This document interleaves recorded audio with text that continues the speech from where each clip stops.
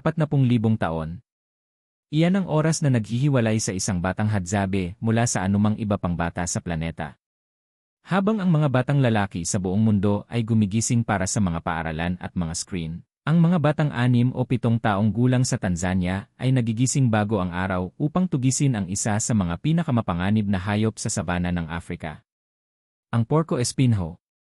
Isang rodent na may baluti na may mga tinik na 35 sentimetro na kayang tumagos sa puso ng isang leon. At ang mga batang ito ay pupunta upang hanapin ito sa loob ng mga lungga na puno ng mga mamba negra. Kung ikaw ay mahilig sa mga mailap na hayop at mga totoong dokumentaryo, huwag umalis sa video na ito. Panoorin hanggang sa huli, mag-subscribe na ngayon sa channel at magkomento kung saan ka nanonood. Hindi tayo nagsasalita tungkol sa isang laro. Hindi tayo nagsasalita tungkol sa isang simbolikong ritual. Nagsasalita tayo tungkol sa tunay na kaligtasan, hilaw, walang lambat ng kaligtasan. Ang mga hadzabe ay isa sa mga huling tunay na tribong mga ngaso manggagalugad sa planeta. May natitira na lamang sa pagitan ng 100 at 200 hanggang 100 at 300 tao. Sa mga ito, 300 hanggang 350 lamang ang nabubuhay ng eksklusibo mula sa iniaalok ng lupa. Ang iba ay naitulak na sa mga gilid ng sibilisasyon, napilitang mamalimos ng trabaho sa mga sakahan o aliwin ang mga turista sa pamamagitan ng mga pagpapakita ng isang buhay na hindi na nila lubos na matitirhan. Ngunit sa mga pinakamalayong lugar ng Lago Eyasi, sa hilaga ng Tanzania, ang orasan ay hindi kailanman sumulong. Doon, ang mga bata ay natututo pa ring gumawa ng apoy bago matutong magbasa. Doon, ang kakayahang tumugis ng isang hayop ay mas mahalaga kaysa sa anumang diploma. Doon, ang isang batang 3 taong gulang ay humahawak na ng isang maliit na pana na ginawa lalo na para sa kanyang mga kamay, at sa edad na 7 ay lumalahok na sa mga pangangaso na nagpapakain sa buong pamilya. Ang Lago Eyasi ay sumasakop sa isang depresyon sa Grande Vale do Rift na sumasaklaw sa humigit kumulang 1,050 kilometro kwadrado kapag ang mga ulan ay sagana. Ito ay nasa humigit kumulang 1,040 metrong taas na pinalilibutan ng mga bulkanikong eskarpa na tumatayo na parang mga natural na pader. Sa panahon ng tagtuyot, ang lawa ay lumiliit ng husto na posible itong tawirin ng naglalakad. Sa panahon ng ulan, ang mga hippopotamus ay dumarating upang magpalamig sa mga maalat na tubig nito, at ang mga flamingo ay tinatakpan ang ibabaw ng kulay rosas. Sa tanawing ito ng matinding pagkakaiba, binuo ng mga hadzabe ang kanilang pag-iral. Ang kanilang mga tradisyonal na lupain ay 50 kilometro lamang ang layo mula sa Garganta de Olduvai, ang lugar na tinatawag ng mga siyentipiko na duyan ng sangkatauhan dahil sa dami ng mga fossil ng hominid na matatagpuan doon. Ang kalapitan ay hindi nagkataon lamang. Ang mga hadzabe ay maaaring direktang inapo ng mga unang tao na lumakad sa mga savanang ito milyon-milyong taon na ang nakalilipas. Ang kanilang genetika ay hindi nagpapakita ng malapit na pagkakamag-anak sa anumang iba pang mga tao sa planeta. Ang kanilang wika, ang Hadzan, ay isang lingistikong isolado na puno ng mga click na hindi kumokonekta sa anumang iba pang kilalang wika. Isipin ang dimensyon nito. Isang linya ng tao na nanatiling mahalagang hindi nagbabago habang ang mga imperyo ay isinisilang at bumabagsak, habang ang mga relihiyon ay kumakalat sa mga kontinente, habang ang rebolusyong industrial ay binabago ang mundo. Ang mga hadzabe ay nagpatuloy sa paggawa ng lagi nilang ginagawa. Nangangaso. Nanggagalugad. Nabubuhay. Unang kabanata, Denisining ng paghuli dahil hindi nakikita ang araw ng isang mga ngasong hadzabe ay nagsisimula bago ang bukang liwayway. Walang alarm clock. Alam lang ng katawan. Ang mga pag-aaral na isinagawa ng Universidad Duque ay nagpahayag na ang mga hadzabe ay natutulog ng average na 9 na oras bawat gabi, nahihiga sa bandang 22:00 at gumigising sa bandang 7:00 ng umaga. Ngunit ang mga mangangaso ay gumigising ng mas maaga. Ang pinakamagandang oras upang makahanap ng mga sariwang bakas ay kapag ang hamog ay nagmamarka pa sa lupa at ang mga hayop sa gabi ay bumabalik na sa kanilang mga lungga. Kabilang sa mga pinakamahalagang hayop ay ang African Crested Porcupine. Isang rodent na maaaring tumimbang sa pagitan ng 13 at 27 kilo na may haba ng katawan na 60 hanggang 73 sentimetro. Upang makita, isipin ang isang asong may katamtamang laki, ngunit natatakpan ng isang baluti ng mga tinik na maaaring sumukat ng hanggang 35 sentimetro ang haba. Ang mga tinik na ito ay guwang sa dulo at minarkahan ng mga salit-salit na guhit ng itim at puti. Kapag ang hayop ay nakakaramdam ng banta, itinataas nito ang crest na ito sa isang display na nagmumukha itong 2 beses na mas malaki. Kung ang maninila ay magpumilit, ang porcupine ay tumatalikod at sumusugod ng paatras, sinusubukang itarak ang mas maikli at mas makapal na mga tinik sa mukha ng umaatake. Paano ito hinaharap ng isang bata? Ang sagot ay nasa libu-libong taon ng naipon na kaalaman. Ang mga hadzabe ay hindi umaatake sa porcupine sa bukas na larangan. Kinukulong nila ito sa sarili nitong bahay. Ang African porcupine ay isang hayop sa gabi na ginugugol ang araw sa pagtulog sa mga sistema ng mga tunel sa ilalim ng lupa. Ang mga lunggang ito ay maaaring may lalim na hanggang 3 metro at maraming pasukan para sa pagtakas. Mas gusto ng hayop na magnakaw ng mga lunggang hinukay ng ibang mga hayop, tulad ng Porco formigueiro, at pagkatapos ay palawakin ang mga ito para sa sarili nitong gamit. Sa loob ng mga lunggang ito isinasagawa ng mga hadzabe ang kanilang mga pinakamapanganib na pangangaso. Ang proseso ay nagsisimula sa pagtugis. Ang mga mangangaso ay naghahanap ng mga partikular na palatandaan sa mga halaman. Mga katangiang bakas ng paa na may 5 daliri sa mga paa sa likod. Mga marka ng kuko sa lupa. Mga dumi sa hugis ng maliliit na kapsula. Mga malinaw na daanan na paulit-ulit na ginagamit ng porcupine upang pumunta at bumalik mula sa kanilang mga lugar ng pagkain. Kapag nakakita sila ng isang aktibong lungga, ang tunay na trabaho ay nagsisimula. Pagmasdan ang susunod na mangyayari.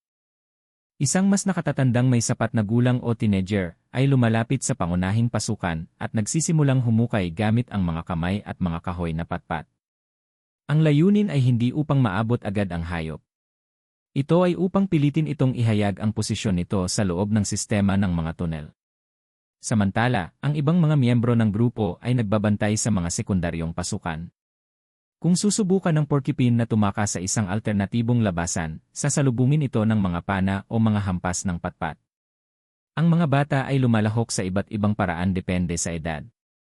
Ang mga pinakabata, mula 3 hanggang 5 taong gulang, ay nagmamasid mula sa isang ligtas na distansya. Sinisipsip ang bawat galaw, bawat desisyon, bawat teknika. Walang formal na pagtuturo. Walang sandali kung saan ang ama ay paupuin ang anak at ipapaliwanag ang teorya ng pangangaso. Ang pag-aaral ay nangyayari sa pamamagitan ng pagmamasid at sa unti-unting pakikilahok. Tinatawag ito ng mga mananaliksik na pag-aaral sa pamamagitan ng imersyon, at ang mga pag-aaral ay nagpapakita na ang mga batang hadzabe ay natututo pangunahin mula sa isa't isa, hindi mula sa mga matatanda. Sa edad na 6 o 7, ang mga bata ay maaari nang kumuha ng mga posisyon sa mga sekundaryong pasukan. Sila ay nakaupo ng nakasquat sa ganap na katahimikan, kasama ang kanilang maliliit na pana na handa na. Ang gawaing ito ay nangangailangan ng kombinasyon ng matinding pasensya at mabilis na reflexes. Ang porcupine ay maaaring abutin ng ilang oras upang magpasyang tumakas, o maaari itong biglang sumabog sa isang desperadong pagtakbo. Ngayon ay sukatin ang tunay na panganib ng sitwasyong ito. Ang mga lungga ng porcupine sa Tanzania ay hindi lamang naglalaman ng mga porcupine. Ang mga mamba negra, isa sa mga pinakamakamandag na ahas sa mundo, ay madalas na gumagamit ng parehong mga sistema ng tunel bilang silungan. Ang kanilang lason ay maaaring pumatay ng isang may sapat na gulang na tao sa loob ng mas mababa sa 1 oras kung hindi magagamot. At walang ospital sa mga lupain ng hadzabe. Walang antidote sa loob ng distansya ng paglalakad. Ang isang kagat ay nangangahulugang halos tiyak na kamatayan. Bukod sa mga ahas, ang mga lungga ay puno ng mga garapata at pulgas. Ang mga sakit na dala ng mga parasitong ito ay isang patuloy na banta. At ang mga tinik mismo ng porcupine, kung tumagos sa balat, ay maaaring magdulot ng malubhang impeksyon. Ang mga dulo ay natatakpan ng mga mikroskopikong kaliskis na gumagana na parang mga kawit na ginagawang lubhang masakit at mahirap ang pagtanggal. Bakit, kung gayon, itinataya ng mga hadzabe ang kanilang mga bata sa pangangasong ito? Dahil walang alternatibo. Ang karne ng porcupine ay isa sa mga pinakamaasahang mapagkukunan ng protina sa panahon ng tagtuyot, kapag ang mas malalaking hayop ay nagiging mahirap mahanap at ang mga halaman ay nalalanta. Ang hayop ay nagbibigay ng sa pagitan ng 5 at 15 kilo ng nakakain na karne, sapat na upang pakainin ang isang buong kampo ng 20 hanggang 30 tao para sa isang pagkain. At ang pinakamahalaga, ang pagtuturo sa isang bata na mangaso ay hindi isang pagpipilian. Ito ang tanging paraan upang matiyak na siya ay mabubuhay kapag siya ay naging matanda na. Ang mga panang ginagamit ng mga hadzabe ay mga gawa ng inhinyerya na pinino sa loob ng libu-libong taon ng eksperimentasyon. Pumipili sila ng kahoy mula sa isang partikular na puno na tinatawag na mutateko, na hinuhubog ang bawat pana gamit ang kamay hanggang sa ang kurba nito ay tumugma ng eksakto sa haba ng braso ng mamamana. Ang mga araw ay mas sopistikado pa. Ang dulo ay karaniwang yari sa metal, na nakuha sa pamamagitan ng pakikipagpalitan sa kalapit na tribong Datoga, na mga tradisyonal na panday. Ngunit ang tunay na sikreto ay nasa lason. Ang mga hadzabe ay gumagawa ng isang itim at malagkit na pasta sa pamamagitan ng pagpapakulo ng dagta ng isang halaman na tinatawag na Adenium bohemianum, na kilala sa karaniwan bilang Rosa do Deserto. Ang lason na ito, kapag pumasok sa daloy ng dugo ng isang hayop, ay nagdudulot ng unti-unting paralisis sa loob ng ilang oras. Sinusubukan ng mga mangangaso ang lakas ng lason sa pamamagitan ng pagtikim ng mga patak ng dugo ng biktima. Kung ang lasa ay mapait at nakakapaso sa dila, ang lason ay sapat ng malakas. Natututo ang mga bata na ihanda ang lasong ito sa pamamagitan ng pagmamasid sa mga nakatatanda. Natututo sila kung anong mga halaman ang gagamitin, gaano katagal pakukuluan, paano ilalapat ang tamang dami sa dulo ng araw. Ang isang pagkakamali sa prosesong ito ay maaaring mangahulugan ng isang hindi epektibong araw na nagpapagalit lamang sa biktima, o isang labis na dosis na nagpaparumi sa karne at ginagawa itong mapanganib para sa pagkonsumo. Ang pangangaso sa porcupine ay bihirang matapos ng mabilis. Maaari itong abutin ng mga oras ng matiyagang paghuhukay, na sinasalitan ng mga sandali ng matinding tensyon, kapag ang hayop ay nagpasyang gumalaw. Kapag sa wakas ay nakulong na ang porcupine sa isang bahagi ng tunel na walang labasan, ang pinakanakatatandang mangangaso ay kailangang gumawa ng isang mahalagang desisyon. Gumamit ng isang mahabang sibat upang patayin ito sa isang ligtas na distansya, na nanganganib na makasira ng maraming karne, o lumapit ng sapat para sa isang tumpak na tama, na nanganganib sa isang depensibong pagsugod ng hayop. Ang mga leon ay namatay na dahil sa pagkakatusok ng mga tinik ng porcupine. Mga leopardo. Mga hyena. Ang siyentipikong tala ay nagdodokumento ng mga kaso ng mga tao na namatay sa mga impeksyong dulot ng mga tinik na tumagos sa mahahalagang organo. Ang bawat pangangaso ay isang kalkulasyon ng panganib na natututunan ng mga batang ito na gawin ng instiktibo, nang hindi kailanman nakarinig tungkol sa probabilidad o istatistika. Kapag ang pangangaso ay naging matagumpay, may isang pambihirang bagay na nangyayari. Katahimikan. Sa isang sandali, ang lahat ay humihinto. Ang panganib ay lumipas na. Ang pagkain ay garantisado na. Pagkatapos ang grupo ay nagtutulungan upang ilabas ang hayop mula sa lungga, maingat na tanggalin ang mga tinik, at ihanda ang transportasyon pabalik sa kampo. Kung ang hayop ay masyadong mabigat upang buhatin, ang buong kampo ay lumilipat sa lokasyon ng pangangaso. Ang mga hadzabe ay mga nomad. Ang kanilang mga bahay ay mga pansamantalang istruktura ng mga sanga at palumpong na maaaring itayo sa loob ng ilang oras at iwanan ng walang pagsisisi. Ang karne ay hindi kailanman pag-aari ng mga ngaso na nagbigay ng huling tama. Ito ay pag-aari ng lahat. Ito ay isang pangunahing prinsipyo ng lipunang hadzabe na hindi na kailangang formal na matutunan ng sinumang bata dahil ito ay naroroon sa bawat pagkain, sa bawat pamamahagi, sa bawat sandali ng buhay ng komunidad. Ang kasakiman ay hindi umiiral sa mga hadzabe. Walang salita sa hadzan para sa individual na pagmamay-ari ng pagkain. Ang pagkain ay matatagpuan, ang pagkain ay ibinabahagi, ang pagkain ay nawawala, at bukas ay magsisimula muli ang siklo. Ikalawang kabanata, denhi presyo ng kalayaan. Ang buhay ng isang batang hadzabe ay hindi ginagawang romantiko ng mga hadzabe mismo. Hindi nila tinitingnan ang kanilang mga sarili bilang mga tagapangalaga ng isang idilikong nakaraan. Sila ay nabubuhay lamang sa tanging paraan na alam nila at pinipiling patuloy na malaman. Ngunit ang mga numero ay nagsasabi ng isang kwento na kailangang pakinggan. Ang average na inaasahang haba ng buhay sa mga hadzabe ay nasa bandang 40 taon. Hindi ito nangangahulugan na ang mga matatanda ay namamatay sa edad na 40. Nangangahulugan ito na ang pagkamatay ng mga bata ay lubhang mataas na humihila sa average pababa. Ang mga bata ay namamatay sa mga sakit na madali sanang magagamot sa anumang ospital. Namamatay sila sa mga aksidente sa pangangaso. Namamatay sila sa gutom sa mga partikular na mahihirap na taon. Ang mga nakakaligtas hanggang sa pagtanda ay madalas na nabubuhay ng matagal at malusog, na may mga immune system na pambihirang matatag at halos walang insidente ng mga modernong malalang sakit tulad ng diabetes, labis na katabaan o mga sakit sa puso. Natuklasan ng mga mananaliksik na ang mikrobiota sa bituka ng mga hadzabe ay isa sa pinakamagkakaiba na naitala sa mga populasyon ng tao. Ang pagkakaiba-ibang ito ng bakterya, na hinubog ng isang ganap na mailap na dieta at ng patuloy na pagkakalantad sa natural na kapaligiran, ay nag-aalok ng proteksyon laban sa mga pamamaga at mga sakit na autoimmune na nagpapahirap sa mga industrialisadong lipunan. Ang mga pag-aaral ay nagpakita na ang 3 araw lamang na pagsunod sa isang dieta na katulad ng sa mga hadzabe ay maaaring magpalaki ng pagkakaiba-iba ng bakterya sa bituka ng hanggang 20%. Ngunit ang siyentipikong kaalamang ito ay hindi nagpoprotekta sa mga hadzabe mula sa pinaka-persistent na banta na kanilang kinakaharap. Ang pagkawala ng teritoryo. Sa nakalipas na 50 taon, ang mga hadzabe ay nawalan ng hanggang 70% ng kanilang mga ninunong lupain. Ang mga magsasakang Irako ay sumulong mula sa hilaga, ginagawang mga taniman ng sibuyas ang mga lupain ng pangangaso. Ang rehiyon ng Mangola ay naging pangunahing sentro ng produksyon ng mga sibuyas sa silangang Afrika, ngunit ang pag-unlad na ito sa agrikultura ay dumating sa kapinsalaan ng savanna na sumusuporta sa mga hadzabe. Mula sa Timog Silangan, ang mga pastol na Datooga ay nagdala ng kanilang mga kawan ng mga kambing at baka, na nagdedebasta ng mga katutubong halaman upang gumawa ng mga pastulan, pinapatuyo ang maliliit na anyong tubig na ginagamit ng mga hadzabe, at hinuhuli ang mga mailap na hayop hanggang sa lokal na pagkalipol. Ang natitira sa mga hadzabe ay mga piraso ng kanilang orihinal na teritoryo. Maliliit na bahagi ng savanna na pinalilibutan ng mga sakahan at mga baryo. Bawat taon, ang mga bahaging ito ay lumiliit pa ng kaunti. Bawat taon, ang presyon na iwanan ang tradisyonal na paraan ng pamumuhay ay tumataas. Isaalang-alang ang kabalintunaan ng sitwasyong ito.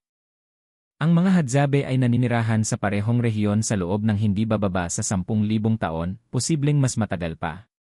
Hindi sila kailanman nagtayo ng mga bakod. Hindi kailanman nagdeklara ng pagmamay-ari. Hindi kailanman lumagda sa mga dokumento.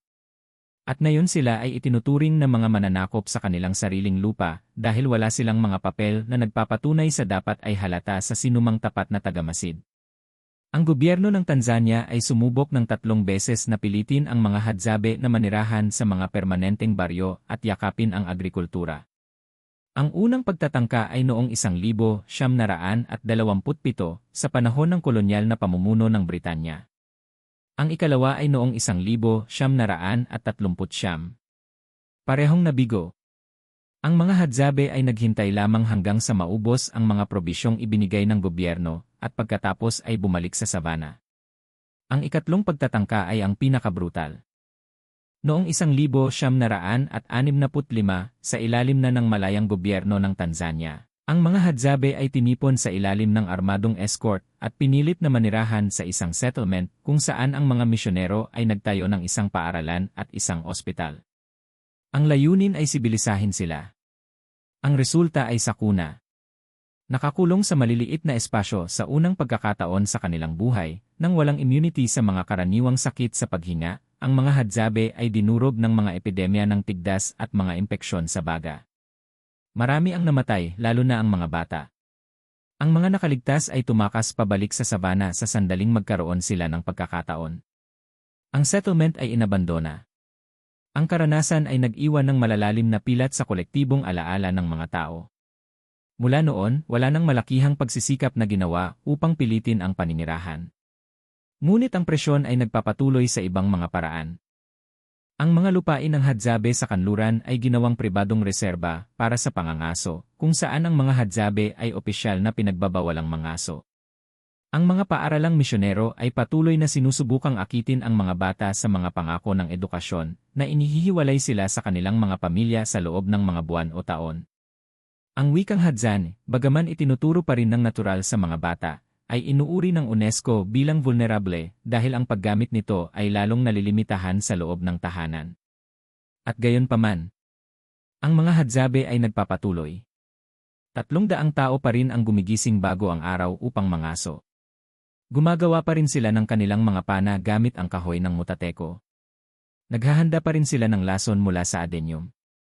Itinuturo pa rin nila sa kanilang mga bata na tumugis ng mga porcupine, kumilala ng mga nakakaing halaman, gumawa ng apoy sa pamamagitan ng pagkiskis ng mga patpat. Ibinabahagi pa rin nila ang bawat piraso ng karne ng pantay-pantay sa lahat ng mga pamilya sa kampo. Ang sayaw na ipeme ay nangyayari pa rin sa mga gabi ng bagong buwan. Ang mga kalalakihan ay nagpapakita ng mga eksena ng mga nakaraang pangangaso sa pamamagitan ng mga galaw na nagkukwento ng walang mga salita. Ang mga kababaihan ay lumalahok sa mga komplementaryong papel, at ang buong komunidad ay nagpapatibay sa mga buklod na nagpapanatili sa kanilang pagkakaisa. Ang seremonyang maitoko ay nagmamarka pa rin sa paglipat ng mga batang babae patungo sa pagtanda. Ang mga matatanda ay nagkukwento pa rin sa paligid ng apoy tungkol sa 4 na panahon ng kasaysayan ng Hadzabe, mula sa mga mabalahibong higante ng simula ng panahon hanggang sa kasalukuyang mga tao. Para sa mga batang Hadzabe, walang pagkakaiba ang paglalaro at pag-aaral, ang trabaho at buhay. Naobserbahan ng mga mananaliksik na ang mga batang lalaki ay madalas na nagtatayo ng maliliit na kampo sa tabi ng mga kampo ng mga matatanda, kung saan ginagaya nila ang lahat ng mga aktibidad na nakita nilang ginawa ng mga nakatatanda.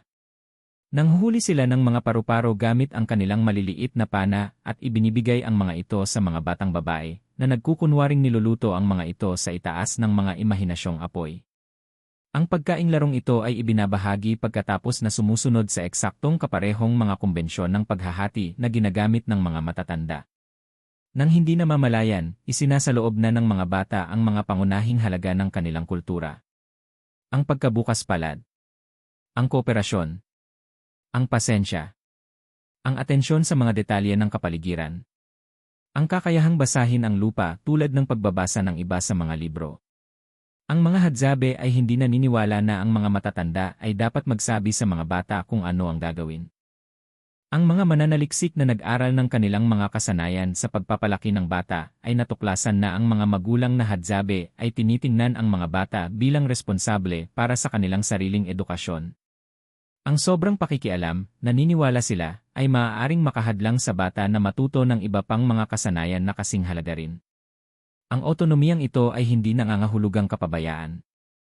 Ang mga magulang ay laging mulat kung nasaan ang kanilang mga bata at kung ano ang kanilang ginagawa. Ngunit bihirang makialam maliban na lamang kung may tunay na panganib. Ang resulta ay isang pagkabata na magmumukhang kakaiba para sa mga kanluraning tagamasid. Mga batang 2 taong gulang na naglalaro malapit sa mga apoy ng walang palagiang pangangasiwa. Mga batang 5 taong gulang na humahawak ng matatalim na kutsilyo upang tumulong sa paghahanda ng pagkain. Mga batang 7 taong gulang na lumalahok sa mga potensyal na nakamamatay na pangangaso sa mga porcupine. At gayunpaman, ang mga pag-aaral ay nagpapakita na ang pamamaraang ito ay nagbubunga ng mga matatanda na pambihirang bihasa, nababaluktot at may kakayahang malutas ang mga problema sa paraang kolaboratibo. Marahil ay mayroong isang bagay na nakalimutan ng modernong mundo at hindi kailanman nawala sa mga Hadzabe. Ang dieta ng Hadzabe ay nagbabago ng husto kasabay ng mga panahon. Sa panahon ng tagtuyot, mula Mayo hanggang Oktubre, ang pangangaso ay nagiging mas produktibo dahil ang kakaunting halaman ay nagtitipon sa mga hayop sa paligid ng kakaunting mapagkukunan ng tubig na natitira. Ang mga porcupine, babuon, dikdik, hyrax, mongoose, at paminsan-minsan ang mas malalaking biktima tulad ng mga zebra at impala ay nagbibigay ng kinakailangang protina. Ang mga panloob na organo, lalo na ang atay at puso, ay iniihaw agad at kinakain ng mga mangangaso bilang gantimpala sa pagsisikap at bilang puro na mapagkukunan ng mga sustansya. Sa panahon ng ulan, mula Nobyembre hanggang Abril, ang dieta ay nagbabago sa mga prutas, berry at pulot. Ang pulot ay marahil ang pagkaing pinakamahalaga para sa mga Hadzabe, na higit pa sa karne sa kabustuhan. Alam nila ang 7 magkakaibang species ng mga mailap na bubuyog at alam nila ng eksakto kung saan at kailan ang bawat isa ay gumagawa ng pulot. Ang mga batang lalaki ay nagsisimulang matuto ng pagkolekta ng pulot sa edad na 5 o 6, umaakyat sa mga higanteng baobab upang maabot ang mga bahay pukyutan na maaaring nasa 10-10 metro mula sa lupa. Ang mga baobab ay sentro ng pag-iral ng Hadzabe. Ang mga monumentong punong ito, ang ilan ay may libu-libong taon na ang edad, ay nagbibigay ng mga prutas na mayaman sa bitamina C, masustansyang mga buto, at silungan para sa mga bahay pukyutan na gumagawa ng hinahangad na pulot. Ang mga hadzabe ay hindi kailanman pumuputol ng mga buhay na baobab. Hindi kailanman pumuputol ng anumang buhay na puno. Ang kanilang relasyon sa kabubatan ay isa ng resiprosidad, hindi ng ekstraksyon. Dahil dito, ang mga sabana sa paligid ng Lago Eyasi ay nananatiling malusog at mayaman sa biodiversity, kahit na ang mga kabubatan sa buong mundo ay nawawala. Ang mga kababaihang hadzabe ay mga ekspertong manggagalugad na nakakakilala ng higit sa 50 magkakaibang nakakaing halaman.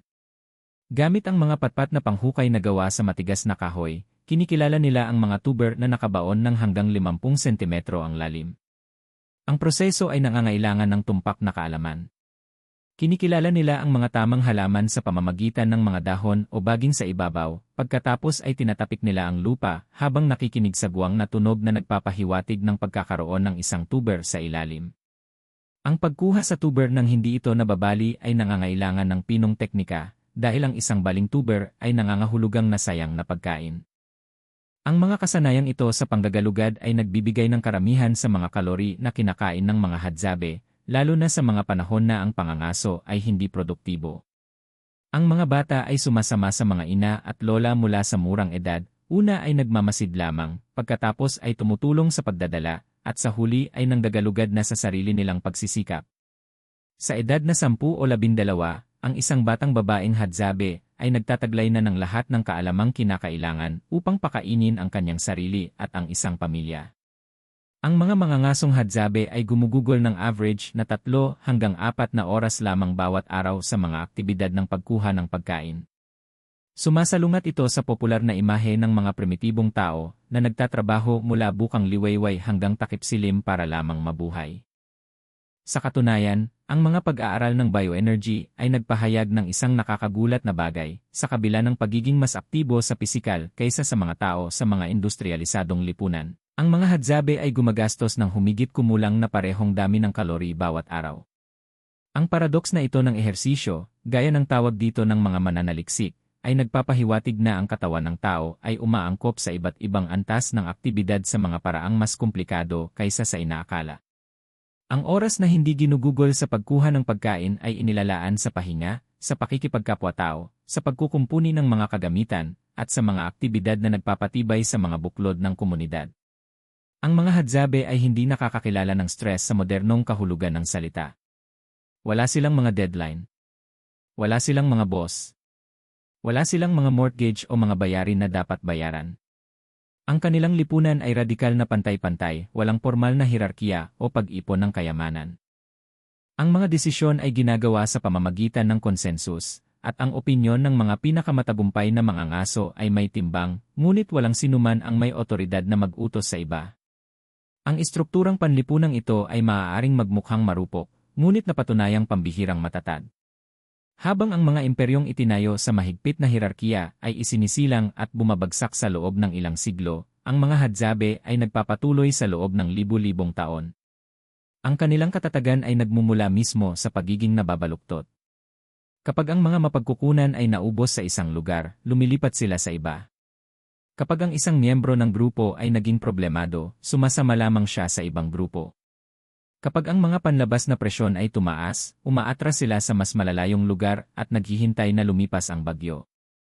Ang tanong na namamayani sa lahat ng ito ay hindi may iwasan. Hanggang kailan pa ito magiging posible? Ang mga natitirang lupain ng mga hadzabe ay patuloy na lumiliit. Ang mga bagong henerasyon ay humaharap sa mga tukso na hindi kailanman nakilala ng kanilang mga ninuno. Ang mga cellphone ay lumilitaw kahit sa mga malalayong kampo, dala ng mga turista o nakuha sa mga palitan. Ang ilang mga kabataang hadzabe ay sumusubok sa buhay sa mga baryo at nagpapasyang huwag nang bumalik. Ang iba naman ay bumabalik, na pagtatanto na ang sibilisasyon na tila napakakaakit-akit mula sa malayo ay hindi gaanong kasiyasya ng malapitan. Ang mga hadzabe na naninirahan pa rin ng tradisyonal ay hindi mangmang tungkol sa labas ng mundo. Alam nila na may mga ospital. Alam nila na may mga paaralan. Alam nila na may mga supermarket kung saan ang pagkain ay makukuha ng walang panganib na harapin ang mga mambanegra sa mga lungga ng Porcupine. At pinipili nila ng may kamalayan na patuloy na mabuhay gaya ng kanilang pamumuhay. Hindi dahil sa kamangmangan kundi dahil sa kagustuhan. Ito marahil ang pinakamahalaga sa lahat. Ang mga Hadzabe ay hindi mga pasibong biktima ng kasaysayan. Sila ay mga aktibong ahente na lumaban sa mga dekada ng presyon upang magbago at patuloy na pumipili ng ibang landas. Nang ang mga misyonero ay nag-alok ng mga paaralan, ang ilang mga Hadzabe ay pinadala ang kanilang mga anak at ang iba ay tumanggi. Tinatasa na ang kakayahang gumawa ng apoy at mangaso ay mas mahalaga kaysa sa pagbabasa at pagsusulat sa mga dayuhang wika. Nang ang mga gobyerno ay nag-alok ng mga permanenteng bahay, tinanggap ng mga Hadzabe ang mga probisyon at pagkatapos ay bumalik sa sabana nang maubos ang mga probisyon. Nang dumating ang mga turista na gustong kuhanan ng larawan ang kakaiba, siningil sila ng mga Hadzabe para doon at ginamit ang pera upang bumili ng mga dulo ng pana mula sa mga panday na datoga. Pragmatismo. Ito marahil ang salitang pinakanaglalarawan sa diskarte ng Hadzabe sa buhay. Ginagamit nila ang gumagana at itinatapon ang hindi gumagana. Kung ang mga cellphone ay kapaki-pakinabang, gumagamit sila ng mga cellphone. Kung ang mga kutsilyong metal ay mas mabuti kaysa sa mga kutsilyong bato, gumagamit sila ng mga kutsilyong metal. Ngunit hindi nila kailanman iniiwan ang pangunahing kaalaman na nagpanatili sa kanilang buhay sa loob ng 40,000 taon. Hindi sila kailanman tumitigil sa pagtuturo sa kanilang mga bata na tumugis, mangaso, manggalugad, mabuhay. Ang araw ay bumababa sa ibabaw ng Lago Eyasi gaya ng pagbaba nito sa loob ng 40,000 taon. Isang batang Hadzabe ay bumabalik sa kampo na may mga kamay na may gasgas, ang balat ay may marka ng mga tinik, at isang ngiti na hindi nangangailangan ng pagsasalin. Walang mga tropeyo. Walang mga medalya. Karne lamang na magpapakain sa 25 bibig sa gabing iyon. Ang mga siyentipiko mula sa Universidad Duque ay naglalakbay ng libu-libong kilometro upang pag-aralan ang alam na ng mga batang ito sa kanilang dugo. Ang mga mananaliksik ay nagdodokumento ng mga teknika na walang manual ang kayang ituro. Ang mga antropologo ay nagsusulat ng mga tesis tungkol sa mga kaalamang ipinapasa mula sa ama patungo sa anak nang walang kahit isang nakasulat na salita. Ngunit marahil ang pinakamalaking aral ay wala sa mga akademikong pag-aaral. Ito ay nasa tanong na inilalagay ng pag-iral ng Hadzabe sa harap natin. Ano ang nawala sa atin nang ipagpalit natin ang lupa para sa aspalto, ang komunidad para sa kompetisyon, ang kasalukuyan para sa pag-ipon? 300 tao. Iyan ang bilang ng mga Hadzabe na nabubuhay pa rin gaya ng kanilang mga ninuno. 300 tagapangalaga ng isang kaalaman na inabot ng libu-libong taon ang sangkatauhan upang mabuo at maaaring maglaho sa loob ng isang henerasyon lamang. Ang bawat bata na natututong mangaso ng isang porcupine ay hindi lamang tinitiyak